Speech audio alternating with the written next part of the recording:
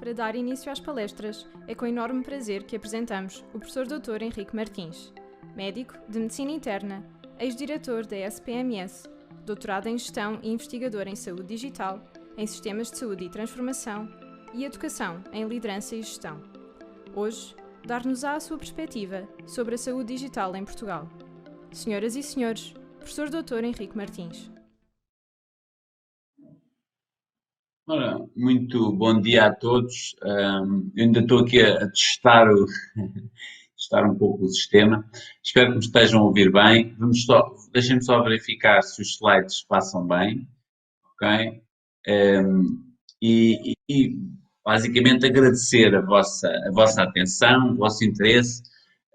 E eu pensei um pouco partilhar convosco alguns slides e algumas ideias sobre saúde digital e, sobretudo, quais são os paradigmas da medicina, enfim, do trabalho médico que se perspectivam exatamente à medida que vamos, no fundo, fazer uso das tecnologias digitais, como foram algumas das que foram mencionadas na apresentação anterior, enfim, e outras que sabemos que estão aí e que vão ser apresentadas a seguir, até por outros oradores.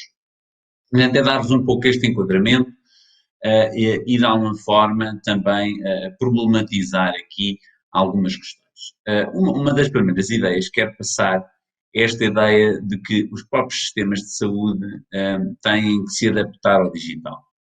Portanto, se por um lado os profissionais, e isso foi ainda agora mencionado na apresentação anterior, têm que capacitar-se, têm que ter skills digitais cada vez mais sofisticadas, e isso significa trabalhos como este, enfim, num fórum de estudantes de medicina, no fundo, aumentar o interesse dos estudantes por estas coisas, criar espaços de aprendizagem nas faculdades, mas também, obviamente, nas organizações. Mas isso não chega. E eu acho que não chega porque o próprio sistema de saúde tem que ser alterado no sentido daquilo que eu chamo de digital first. Portanto, a visão que tenho sobre sistemas de saúde digitais é esta: eles devem ser preventivos, sem papel, empoderadores do doente, sobretudo focados na medicina personalizada e accountable, ou seja, transparentes e responsáveis por aquilo que são os seus outcomes em saúde para com os cidadãos. E isso já era uma necessidade, antes até do Covid. Significa alterações nos processos, nos profissionais e nos próprios doentes, e vamos falar um pouco disso. Claramente o uso da telesaúde, enfim, como um conceito lato da saúde à distância, é algo que ganhou preponderância, já estava em marcha, mas é ainda mais importante, e as questões, enfim, da segurança dos dados, da privacidade e da interoperabilidade dos sistemas. E é muito importante esta questão da interoperabilidade. A ideia de pormos tudo num sistema único de uma só empresa, sobretudo quando não é portuguesa, tem vantagens e também tem desvantagens, e nós devemos ter a capacidade, o discernimento de perceber que os dados de saúde dos portugueses são um ativo nacional, são um valor de soberania, e em algumas matérias eu tenho defendido sempre e sempre defenderei que Portugal tem capacidade de criar soluções digitais de escala nacional, mesmo até a escala internacional, e deve, portanto, trabalhar para isso. Isso significa ter uma visão sofisticada sobre estas matérias, não apenas como utilizador, mas como criador ou co-criador. E os médicos devem ser co-criadores das soluções digitais, não apenas meros utilizadores. Mas para isso têm que querer fazê-lo, têm que sair das faculdades, têm que sair dos cursos médicos habituais, ter a coragem de parar ou abandonar ou congelar durante algum tempo aquilo que é um percurso mais comum, mais tradicional, e de facto ter a capacidade de ousar participar na construção da saúde digital. Isto para vos dar tempo de ler que há aqui duas perspectivas sobre os doentes digitais. Nós temos que primeiro pensar como é que os doentes vão estar neste digital e depois então como é que nós, como médicos, nos posicionamos face a essas questões, a esses riscos ou até mesmo a essas doenças novas. E de facto há doentes digitais no sentido em que utilizam tecnologia que lhes faz bem à saúde, e há doentes digitais no sentido em que o digital lhes faz mal à saúde. Portanto, se nós entendermos a saúde como uma variável que no limite é mesurável através de um indicador, provavelmente será um conjunto de indicadores que teriam que ser medidos diariamente através de wearables e outras tecnologias, nós podemos facilmente entender que as pessoas não estão nem sempre saudáveis nem sempre doentes, e também não nascem sempre saudáveis nem morrem sempre doentes. Portanto, esta perpétua oscilação entre estados de mais saúde e menos saúde pode ser, é obviamente entendível, é fundamental nós pensarmos que o que não se mede não se gera, e portanto se nós queremos que os doentes sejam eles próprios, neste novo paradigma de saúde digital, eles próprios os seus criadores de soluções de saúde, então eles têm que poder medir este bem que querem gerir, e isso significa utilizar tecnologia. Há inúmeras tecnologias neste momento que nos informam sobre o nosso padrão de sono, sobre a evolução do nosso peso, portanto tudo isso são tecnologias que existem, mas vamos pensar que a saúde digital também tem um dark side, e qual é o dark side da saúde digital? É a doença digital, e portanto vamos começar pela doença para depois terminarmos na saúde digital. Portanto, se nós pegarmos nesta ideia muito simples de que a saúde oscila, ela também pode ser comparada em relação à nossa exposição ao digital. Portanto, se a minha exposição ao digital for muitas horas por dia e todos os dias da semana 100%, não é? Se for zero, portanto, eu tenho aqui um conjunto de pessoas que estão excluídas do digital. Há 18% de portugueses que nunca usaram a internet, nunca utilizaram um computador. Portanto, essas pessoas estão menos saudáveis, elas estão menos expostas à informação de saúde que existe online, elas estão menos capacitadas para fazer uma teleconsulta e, portanto, elas estão num risco maior de saúde. Depois, claro, à medida que vamos usando mais o digital, nós vamos poder beneficiar de um conjunto de tecnologias que estão comprovadamente associadas a mais saúde. Mas, e é muito importante ter esta consciência e, como médicos, ganhar esta consciência de que também há doenças associadas ao digital, desde doenças como irritação, tendinites, burnout, information overload, até mesmo questões como alterações de personalidade ou depressão, e mesmo depois, uma coisa que às vezes não associamos, mas não deixa de ser um grande problema de saúde, são os acidentes de viação por causa das pessoas estarem no telemóvel a mandar mensagens ou usar uma app. Portanto, isto são, no fundo, as consequências extremas do digital. E é preciso ter esta noção de que demasiado digital faz mal à saúde e demasiado menos, portanto, de menos também faz mal à saúde. E isto foi um trabalho que eu fiz com um aluno de medicina no ano passado, já está publicado este paper, em que revimos um conjunto de papers sobre, de facto, as consequências do digital na saúde das pessoas, e como veem, tem-se vindo a acumular evidências neste sentido. O que é que também sabemos? Este vídeo é um vídeo pré-Covid, e eu tenho um paper publicado com a professora Luísa Lima, do ISCTEC, da área da Sociologia Social, em que nós discutimos esta questão do isolamento digital, não é? Da solidão, mas depois também de telepresença. E se de facto antes do Covid nós tínhamos um digital que nos separava muito das pessoas, muitas vezes nos dava uma imagem irreal do mundo, portanto, um digital que em muitas pessoas, costumo dizer, toda a gente é 5 anos mais nova no Facebook, as fotografias muitas vezes são mais jovens, nós tentamos, como esta aqui, mascarar um pouco a realidade. E isso não é bom e nunca será bom. Essa capacidade de nos interagirmos, mesmo para o digital, tem que ser aprendida e tem que ser ensinada. E os médicos têm que intervir aqui como interviram, por exemplo, na saúde sexual. Há muitos anos, quando eu era aluno da faculdade da Nova, nós tínhamos um professor de psicologia, sexologia, que nos dizia, enfim, independentemente de poder haver outros técnicos, os médicos têm que saber sobre isto, eles estão especialmente posicionados, eles vão estar posicionados para falar destes problemas a uma população que ainda é muito ignorante. Na altura ele falava da educação sexual. Neste momento é educação digital. não é usar o digital na educação, é ensinar as pessoas a viver no digital e não ficarem doentes por isso. Por último, quando veio o Covid, nós vimos que estas mesmas tecnologias uniram algumas pessoas, aproximaram muitas pessoas, criaram pontos onde elas não eram possíveis ou até não existiam anteriormente. Se calhar, se no Natal estivemos menos presentes fisicamente, também houve muitas famílias que contaram com membros que estavam noutros países e que habitualmente não se sentavam à mesa de Natal. Portanto, é este equilíbrio que é fundamental e os médicos têm que trabalhar este equilíbrio. Faz parte da sua missão, na minha opinião, no futuro. Agora vamos ver o lado positivo da força. E o que é o lado positivo da força? Por um lado, nós sabemos que o digital está cada vez mais presente nas nossas vidas, nos nossos corpos, nos nossos cérebros. Portanto, se nós pilotarmos a conectividade digital de 0 a 100 contra um eixo onde falamos da intrusividade humana, nós temos, obviamente, tecnologias como os portais e as apps, onde, obviamente, a interação com o nosso corpo é muito superficial. Nós, obviamente, usar um portal, a gente desliga o portal e acabou.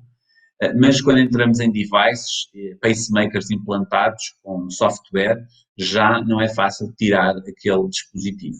E, portanto, se nós temos, e cada vez temos mais cidadãos a usar portais de saúde, nós, no caso português, temos o portal do SNS com a área do cidadão, que nós lançámos quando eu estive muitos anos, enfim, na SPMS. Portugal foi dos primeiros países da Europa, talvez um dos 10 primeiros países do mundo a ter um portal para os cidadãos acederem a alguma informação de saúde. Hoje em dia este portal tem mais de 2 milhões de pessoas registadas, e isto é, obviamente, uma forma de interação, onde há um conjunto de coisas que se podem fazer, como eu penso que sabem, e quem não sabe, eu acho que é fundamental aderir ao portal para conhecer, para poder falar dele até às famílias e aos amigos. Temos também uma app, portanto mais intrusivo, porque a app já anda no meu bolso, pode apitar, pode me alertar. Esta app, por exemplo, permite integrar as receitas com o calendário do telemóvel, portanto pôr o telemóvel a disparar um alerta para eu me lembrar da medicação. Isto não é ficção científica, isto existe em Portugal há mais de 3 anos e é importante termos a noção que esta app é já usada por mais de 1 milhão de pessoas e não foi descarregada e depois apagada como a Stay Away Covid. E porquê? Eu explico isso de uma forma muito simples.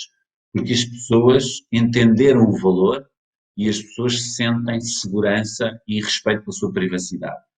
Isso não passou, essa comunicação não correu bem no caso da Stay Away Covid e podemos depois, enfim, discutir por isso e se quiserem mandem-me e-mails sobre esse assunto, já têm o meu contacto.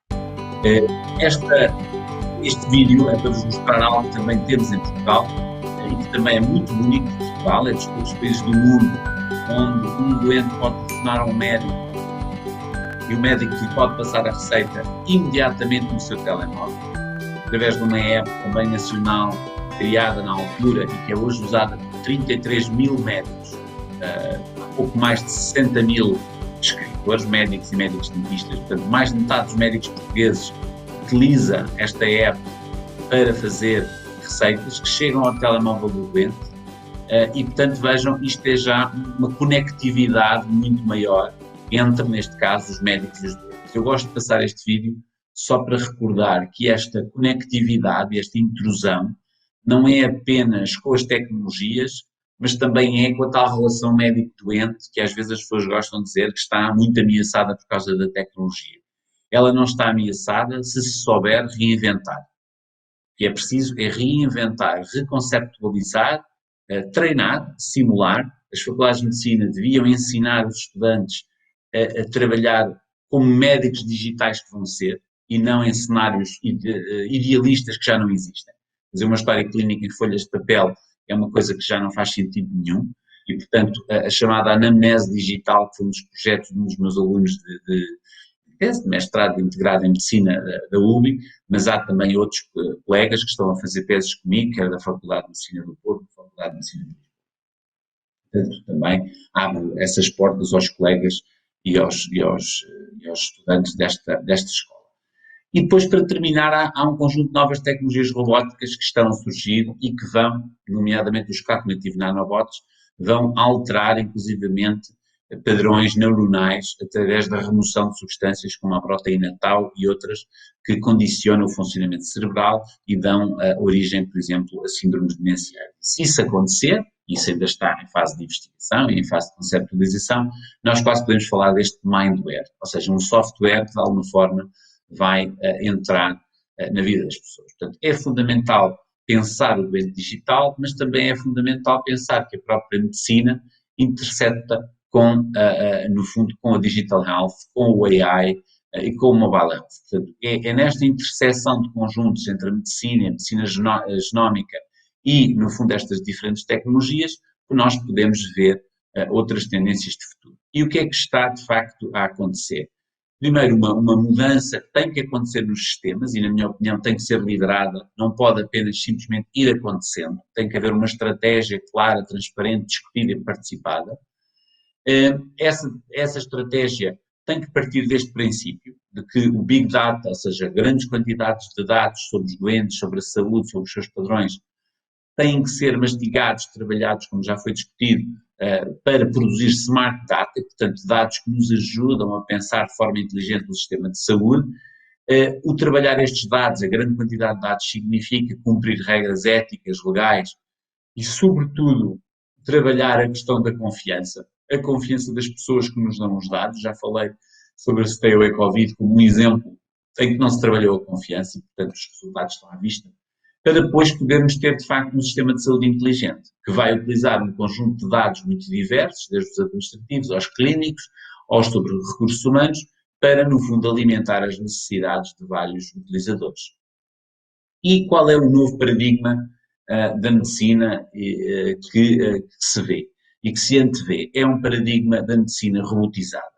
Portanto, à medida que nós temos sistemas de inteligência artificial que já começam a auxiliar os radiologistas a identificar a presença ou a ausência de um tumor numa imagem de raio-x, à medida que nós começamos a ter assistentes virtuais a ajudar o agendamento, mas também temos alguns já a começar a trabalhar a interpretação de ECGs com grandes níveis de confiança, porque há muitos anos que se faz esse tipo de investigação, mas as tecnologias de redes neuronais, inteligência artificial, machine learning, são de facto mais capazes do que os modelos matemáticos antigos que utilizávamos. Nós entramos na chamada personalized medicine, mas implicit. O que é que isto quer dizer? Isto quer dizer que se até Hipócrates nós tínhamos uma medicina muito tradicional, tínhamos os curandeiros, enfim, o próprio Hipócrates ainda acreditava nos 4 humores, não é? Nós depois entramos num período da medicina científica, em que há uma medicina evidence-based, em que há um conjunto de inferências estatísticas, em que o médico decide com base nas publicações mais relevantes, guidelines escritos. Já perto do final do século XX, nós assistimos à chamada Explicit Personalized Medicine, em que nós dizemos assim, se tem este gene, se tem isto, se tem aquilo, se tem aquele outro, não pode tomar este medicamento. E, portanto, personalizamos, mas os cálculos já são complicados e, portanto, é necessário, eu chamei a fase do digital doctor, no sentido em que este médico já tem que utilizar ferramentas digitais para poder computar, mas de forma explícita, portanto, ele consegue reproduzir como é que chegou ao resultado, porque é que aquela dose é aquela e não outra. Quando falamos de robodoctors, estamos a falar do uso de algoritmos de inteligência artificial do chamado black box, ou seja, eu não sei muito bem como é que o algoritmo de inteligência artificial chegou àquele resultado, mas sei que aquele resultado, com um elevadíssimo nível de confiança, é de facto o mais adequado para aquele doente. E isto é uma questão interessantíssima, porque à medida que vamos processando mais informação e mais dados, vamos poder ter de facto esta medicina robotizada, e vejam bem que ela é muito parecida com a medicina do curandeiro. A diferença é que em vez de ser um mágico, em vez de ser umas pedras e uma mesinha, é um robô que toma aquela decisão. E isto não deixa de ser uma questão, enfim, para refletirmos do ponto de vista ético, do ponto de vista moral, mas isto vai acontecer. E o objetivo da minha palestra hoje convosco é que pensarem que vocês vão trabalhar como médicos daqui a 45 anos. Daqui a 45 anos, eu não tenho dúvidas nenhumas que nós teremos estes níveis de inteligência artificial em funcionamento pleno até em Portugal. Isto significa o que também? Fenómenos, por exemplo, como Intelligent Public Health, o que é isto? É definir medidas de saúde pública dirigidas àquela pessoa concreta ou um subgrupo, uma família, por exemplo, que tem um determinado risco. E não as medidas generalistas que foram implementadas nos últimos meses e cujos resultados, enfim, claro, quando a medida é brutal, o resultado aparece, mas as consequências também vão aparecer. Há inúmeras consequências, por exemplo, na área da saúde mental, quer nas populações universitárias, quer em populações idosas. Nós sabemos que o confinamento, que é uma medida que foi eficaz, mas também tem efeitos secundários muito adversos. É como usar aqueles medicamentos antibióticos de amplo espectro, não é? Portanto, mata, de facto, muita bactéria, mas depois também tem consequências e, às vezes, bem nocivas. Portanto, esta, por exemplo, da aplicação da Precision Public Health é algo que nós podíamos ter aprimorado, na minha opinião, na minha crítica, mas podemos ainda, obviamente, aprimorar para o futuro. Como integrar o tradicional com o digital? Como fazer esta integração? Isto é um slide que eu apresentei numa conferência muito recente sobre Digital Korean Traditional Medicine, e portanto vejam que os coreanos que têm uma medicina tradicional muito antiga, do tempo também da medicina tradicional chinesa, estão neste momento à procura de soluções e de pensamento e de conceitos para integrar o digital com a sua medicina tradicional, e isto é, portanto, muito importante. E o que é que isto significa? Significa que nós temos aqui a área do doente, não é? Temos a área do digital, temos as medicinas tradicionais, e não há só na Coreia e na China que há medicina tradicional, em Portugal também há. O que é medicina tradicional? É todas aquelas coisas que as pessoas vão fazendo porque acreditam que vale a pena e porque os amigos e os vizinhos e a mãe, o pai e a avó já diziam que fazia bem, e depois integrado com uma medicina científica, não é? Convencional. Ora, é nesta interseção destes 4 conjuntos que nós vamos ter que trabalhar, no fundo, nestes novos doentes digitais, mas que não vão deixar de ter raízes históricas e culturais e tradicionalistas. E vejam um exemplo concreto, são agulhas elétricas da acupuntura, em que com este tipo de agulha é fácil de entender, e há mais de 20% dos estudos em medicina coreana tradicional que já usam acupuntura eletrónica. Portanto, se eu tiver o device certo, um mecanismo da AI que me diz exatamente onde é que eu devo colocar a agulha para atingir o meridiano adequado, eu posso, com base nos dados personalizados, da minha mood, do meu mal-estar, das minhas dores, do meu problema de dormir, eu posso fazer self-care, inclusive com mecanismos de medicina tradicional. Portanto, é possível integrar tudo isto, e eu acredito que isso é fundamental. Quem é que vai ser capaz de integrar tudo isto? São os novos profissionais, que vão trabalhar em novas organizações que eu tenho escrito sobre isto, enfim, quem tenha muito interesse depois pode acompanhar no meu site, as organizações que vi, Knowledgeable, Intelligent, Wise and Interoperable. E isto são os 4 pilares fundamentais das organizações do futuro, mas também dos profissionais do futuro.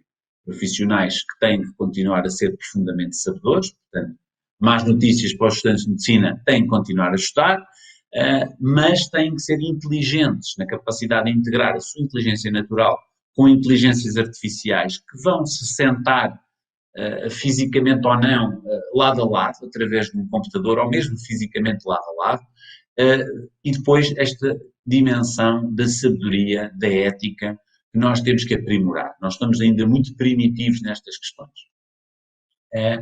Qual é o papel dos estudantes e das universidades? As próprias universidades têm que se reinventar, e vale a pena discutir. Eu sei que os estudantes de medicina que organizam estas coisas gostam também de discutir os currícula de medicina e as reformas curriculares, e, portanto, há algumas sugestões para essa discussão, e uma delas é muito simples. Se nós vamos ter algoritmos, robôs, AI agents, a tomar decisões médicas, quem é que os ensinou? Tal como as pessoas que entram no primeiro ano de medicina e saem médicos, então estes robôs têm que entrar num curso de medicina para robôs, têm que ser treinados, têm que ser expostos àquilo que são, não só os dados, isto é que é a questão, mas os princípios éticos, aquilo que vocês escolhem, às vezes, na interação com um professor especial, com um role model, com um assistente, com um monitor. E isso também tem que ser ensinado a estes mecanismos de inteligência artificial. senão, naturalmente, eles não vão ter essa percepção, essa sensibilidade, esse human touch que nós dizemos que os robôs não têm.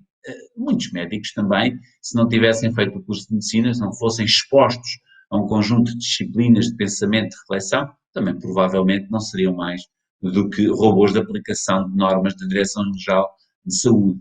E, portanto, os novos hospitais, as novas organizações de saúde vão, obviamente, ter que encontrar uma forma de trabalhar os recursos humanos e os recursos robóticos, provavelmente misturando-os num departamento de recursos humanos-robóticos ou híbridos, e estes híbridos já hoje existem. A maior parte dos cirurgiões que trabalham o dia inteiro com o robô Da Vinci, em vários hospitais do país, têm com aquele robô uma relação de grande proximidade e de trabalho colaborativo. Se o robô naquele dia não estiver a funcionar, eles não conseguem operar. Portanto, eles trabalham como um híbrido. São uma autêntica quimera da medicina. E, portanto, a última questão é: nem tudo o que se pode fazer deve ser feito. Como dizer que não à tecnologia? E esta é a questão que eu gostava que levassem também. Recordando aquilo que pode ser a doença digital, recordando que, como em todas as regras da terapêutica, água a mais afoga, água a menos mata por desidratação, ensinou um professor de terapêutica na então Faculdade de Ciências Médicas, agora Nova Medical School. E, portanto, se é verdade que vão ser médicos digitais, para doentes digitais, não é menos verdade que tenham que ir buscar os saberes tradicionais. Portanto, agradeço imenso a vossa atenção, espero que tenha sido útil e estou disponível diretamente ou por e-mail para dúvidas, perguntas, sugestões que queiram colocar. Obrigado.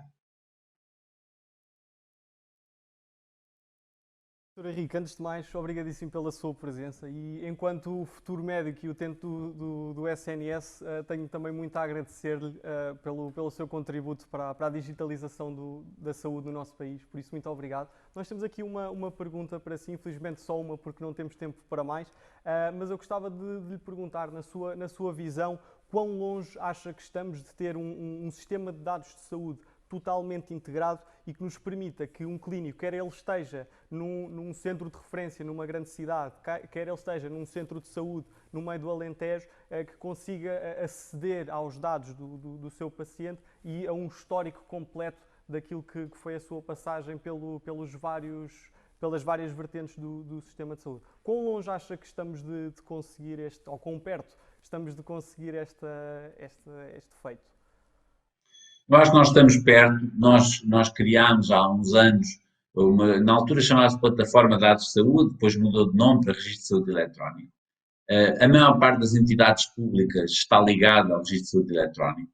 Falta ligar as entidades privadas. E, na minha opinião, essa falta de ligação não é tecnológica. A maior parte dos softwares que funcionam nas instituições privadas são os mesmos que funcionam em algumas instituições públicas. As empresas que já ligaram sistemas nos hospitais e nos centros de saúde públicos já são as que estão a servir clientes privados. O que é que falta? Falta uma lei. Eu, enquanto Presidente dos Serviços Partilhados, propus na altura, o Ministro, na altura era o Ministro de Alberto Campos Fernandes, e isso foi discutido, a criação de uma lei de dados de saúde, e um dos capítulos da lei seria a obrigatoriedade de ligação. Portanto, eu creio que enquanto não houver uma lei que obrigue todo o sistema de saúde, não apenas o Serviço Nacional de Saúde, nós não conseguimos. Agora, uma vez saindo a lei, creio que tecnologicamente nós temos capacidade para, num ano, ligar os que faltam e fazer o upload ou download, enfim, o que vocês quiserem chamar, de conseguir ver, de facto, depois os dados que estão nesses sistemas. Depois, claro, pode ser aprimorado, pode-se criar um banco nacional de imagens, por exemplo, pode-se criar um banco nacional de valores laboratoriais, isso depois pode ser aprimorado, mas eu direi que o desafio neste momento, do ponto de vista de integração de dados, é mais legal e, no fundo, de decisão e liderança do que tecnológico. Tecnologicamente, nós estamos preparados para fazer isso, rapidamente. Perfeito. Professor Henrique, obrigadíssimo pela sua presença aqui na Obrigado. primeira edição do iMed Summit, foi um gosto. Obrigado, prazer e vamos falando. Obrigado a todos.